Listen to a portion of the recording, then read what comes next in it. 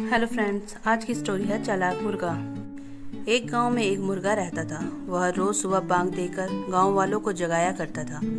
एक दिन गीदड़ कहीं से घूमता हुआ गांव में आ गया। जब उसने मुर्गे को देखा तो उसकी लार टपकने लगी। वह सोचने लगा, वाह क्या शानदार मुर्गा है, अगर इसका मांस खाने को मिल जाए तो मजा आ जाए। वह तरकीब सोचने लगा ताकि किसी तरह मुर्गे को दबोचकर पेट पूजा कर सके।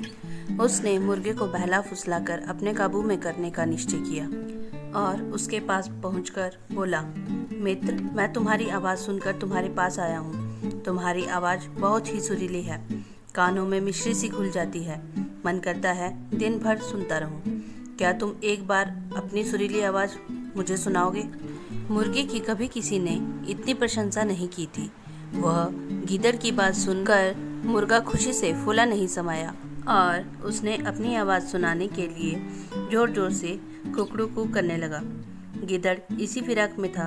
उसने देखा कि मुर्गे का ध्यान उसकी ओर नहीं है, इसलिए अवसर पाकर उसने मुर्गे को मुंह में दबा लिया और जंगल की ओर भागने लगा।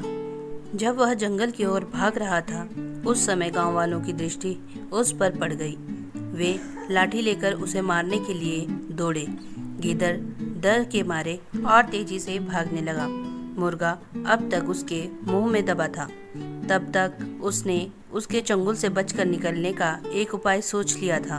वह भागते हुए गीदड़ से बोला, देखो गीदड़ भाई, ये गांव वाले मेरे कारण तुम्हारा पीछा कर रहे हैं। वे तब तक तुम्हारा पीछा करना छोड़ेंगे नहीं जब तक तुम उनसे कहोगे कि मैं तुम्हारा हूँ, उनका नहीं। ऐसा करो, तुम उन्हें बोल दो।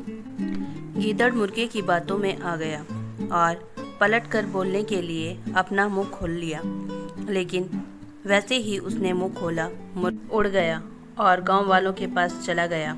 इस तरह अपनी चतुराई से उसने अपनी जान बचाई।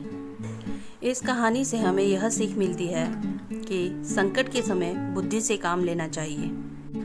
फ्रेंड्स, ऐसी ही और मज़ेदार कहानियाँ सुनने के लिए please like, share and subscribe my channel.